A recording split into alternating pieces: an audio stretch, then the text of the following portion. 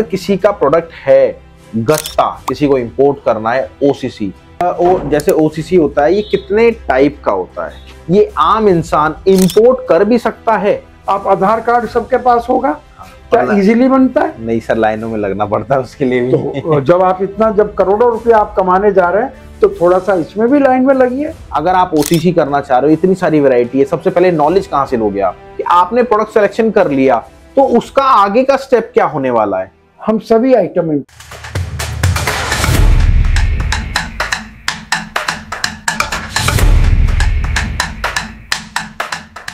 दोस्तों बहुत बहुत नमस्कार आपका। देखिए, मैं जानता हूं आपको इंपोर्ट बिजनेस में जाना है और सारी वीडियोस ढूंढते ढूंढते आप यहां तक आए हो, तो मैं आपको बताता हूं, इस वीडियो में पूरी डिटेल में बात करेंगे गत्ता, जी हाँ, ओसीसी के ऊपर। कैसे आप इंपोर्ट कर सकते हो, क्या क्या डॉक्यूमेंट्स लगते हैं, क्या प्रोसीजर होता है इंपोर्ट के लिए, और बताने के लिए हमारे साथ हैं doctor Ashok Gupta sir. Sir बहुत बहुत नमस्कार। नमस्कार देखिए सर, हम तो इंपोर्ट एक्सपोर्ट की सोचते हैं, बट सर का खुद 5 कंट्री में एसोसिएट ऑफिसेज हैं और 49 साल का सर को एक्सपीरियंस है, और सर लगभग 28 कंट्री में सर ट्रेवल कर चुके हैं इंपोर्ट एक्सपोर्ट बिजनेस रिलेटेड। एक भी बार सर का ये दावा है कि एक भी बार एक कंट्री में मैं कभी भी घूमने नहीं गया।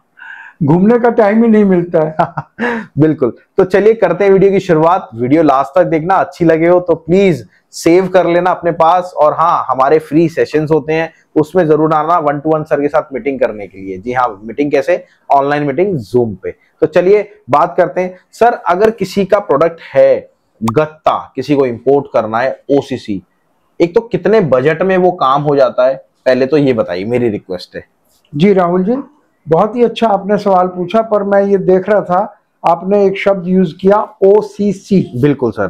तो ओसीसी का फुल फॉर्म होता है ओल्ड कोरोगेटेड। कोरोगेटेड मतलब जो ऐसे उसमें कागज घूम घूम के लगा होता है। बिल्कुल बिल्कुल।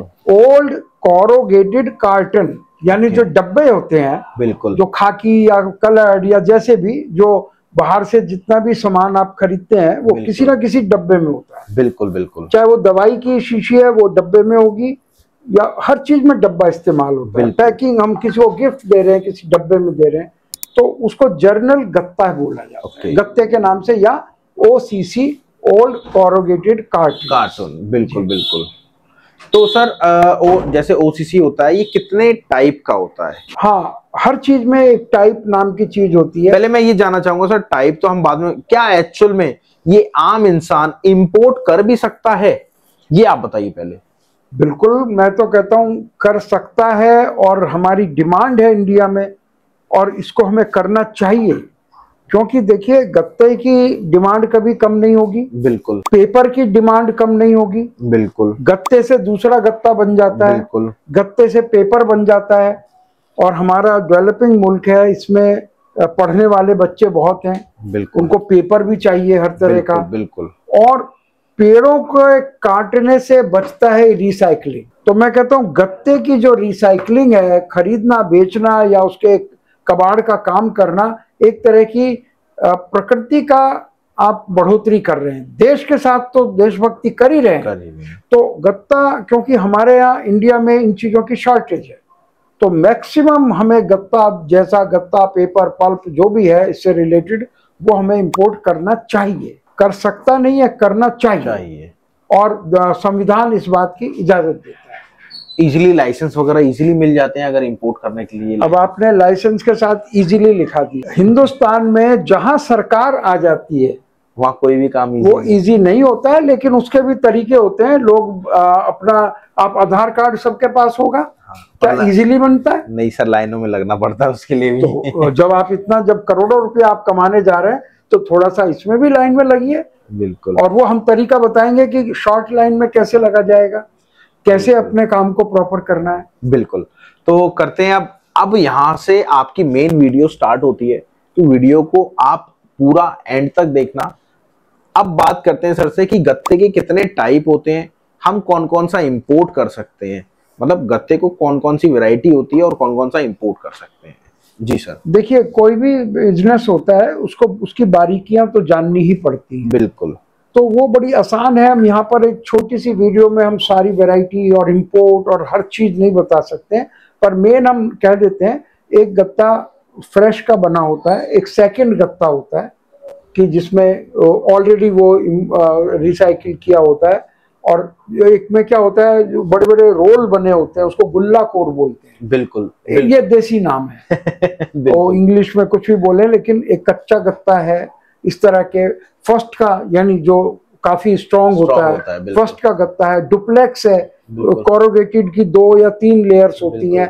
तो इस तरह से डाई क्राफ्ट है, डुप्लेक्स डाई क्राफ्ट है, बहुत सी वैरायटीज है, लेकिन सब तरह की वैरायटीज होती हैं और सभी काम आ जाती है। बिल्कुल। तो इसमें से कौन सी आइटम हम इंपोर्ट कर सकते हैं? हम सभी आइटम इंपोर्ट कर सकते हैं, कोई इसमें आइटम वाइज ऐसा कोई रुकावट नहीं है कि आप ये कर सकते हैं और ये नहीं कर सकते। ओके, एज लॉन्ग एज वो गत्ता है, ओसीसी है, आप इंपोर्ट कर सकते हैं। तो सर इसका इंपोर्ट करने का प्रोसीजर क्या रहता है? उससे पहले मैं आपको बताना चाहता हूं, देखिए अगर आपको एक्चुअल में इंपोर्ट एक्सपोर्ट बिजनेस करना है तो आपको कहीं कोर्स लेने की जरूरत नहीं है। यूट्यूब पे बहुत सारे लोग फ्रॉड कर रहे हैं कोर्सेज के नाम पे, तो मेरी रिक्वेस्ट है कोर्सेज मत लेना। वहीं अगर आपको काम स्टार्ट करना है तो अशोक सर के साथ जुड़ जाना।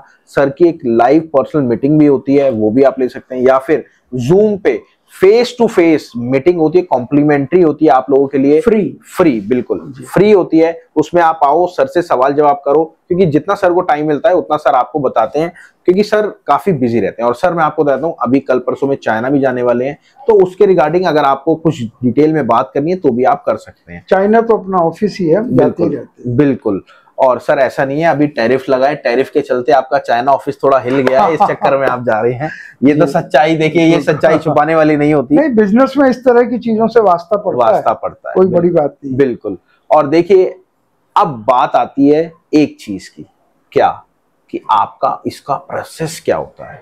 बट उससे पहले आपको हर तरह का रेट जानने की आवश्यकता है कि एक्चुअल में अगर आप ओसीसी करना चाह रहे हो, इतनी सारी वैरायटी है, सबसे पहले नॉलेज कहाँ से लोगे आप? तो हमारा एक खुद का एप्लीकेशन है या व्हाट्सएप सर्विस चलती है, आप वहां जाके वो डिटेल ले सकते हो। उसमें क्या फायदा, आपको हर नेशनल और इंटरनेशनल रेट मिलते हैं, उसमें प्रोडक्ट्स आपको नॉलेज मिलती है और फिर आप आगे बढ़ पाते हैं। तो अब बात सर से करते हैं। ये आपको नंबर है, आप इन पे कॉल कर लीजिएगा, और मैंने आपको ये नंबर अब जो दे रहा हूं ये सर का नंबर है पर्सनल। आप इस नंबर को लेके सर से बात करके सर के साथ लाइव मीटिंग कर सकते हैं, फ्री ऑफ कॉस्ट, कोई चार्जेस नहीं है जी। चलिए अब बात करते हैं कि इसका प्रोसेस क्या होता है। गत्ता, देखिए मैंने आपको कहा था अब वीडियो चालू हो रही है, अब वीडियो एक्चुअल में चालू हो रही है कि आपने प्रोडक्ट सिलेक्शन कर लिया, तो उसका आगे का स्टेप क्या होने वाला है।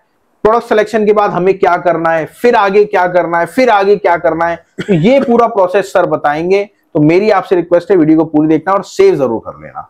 जी सर। बिल्कुल राहुल जी, बहुत देखिए प्रोसेस जो है वो इंपोर्ट एक्सपोर्ट का हर चीज का करीब करीब एक समान होता है, करीब करीब। तो उसमें क्या है कि हमें आपने सबसे पहला होता है कि प्रोडक्ट को सेलेक्ट करना, बिल्कुल, जो हमने कर लिया, बिल्कुल सर, ओसीसी गत्ता जिसको हिंदी में बोलते हैं, बिल्कुल बिल्कुल। अब प्रोडक्ट सिलेक्शन के बाद एक सबसे बड़ी चीज आती है, कोई भी जिंदगी में भी आपने कहा मैं साड़ी खरीदनी है, तो साड़ी कौन सी दुकान से खरीदे, कौन से मार्केट से खरीदें? दुकान से पहले मार्केट चाहिए, मार्केट चाहिए, बिल्कुल सर। दिल्ली में चांदी चौक से खरीदें, करोल बाग से खरीदें, सरोजिनी नगर से खरीदें, कहाँ से खरीदें? बिल्कुल। तो हमें वो कंट्री सेलेक्ट करना है। तो कंट्री सेलेक्ट करने में हम यानी स्टार्टअप इंडिया आपकी हेल्प करती है। आपका क्या बजट है, आपका क्या, आपको ऑलरेडी जानकारी है, तो उस हिसाब से हम कंट्री को सेलेक्ट करने में हेल्प करते हैं। बिल्कुल बिल्कुल। फिर उसके बाद क्या स्टेप रहता है? जैसे कंट्री सेलेक्ट हो गई, फिर क्या प्रोसीजर रहेगा सर? देखिए मैं आज पूरा प्रोसीजर जानने वाला हूँ। हमारे लोग, मैं आपको बताता हूँ सर, हमारे इतनी जल्दी सब्सक्राइबर बढ़े हैं क्योंकि आपके पास एक्सपीरियंस है और आप पूरा एक्सपीरियंस अपना शेयर करते हैं और एक्चुअल में आप लोगों की मदद करते हैं काम चालू कराने के लिए। ठीक है, तो क्या प्रोसीजर रहता है सर उसके बाद? जैसे किसी ने मार्केट सेलेक्ट भी कर लिया, कंट्री सेलेक्ट भी कर लिया, उसके बाद क्या प्रोसीजर रहता है? देखिए उसके बाद होता है कि हम एक कंपनी बनाएं।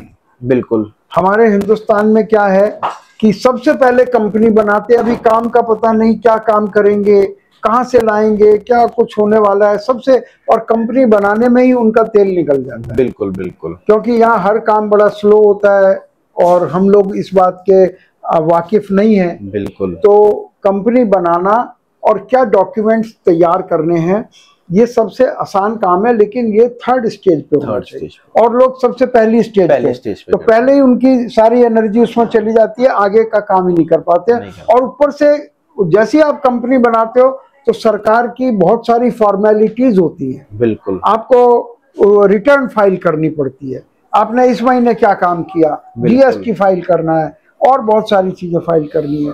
तो उसको आप थोड़ा सा बाद में रखें, कंपनी फॉर्म कर लें और उसके ये थर्ड स्टेप है। और चौथा स्टेप क्या आता है सर, देखा जाए तो?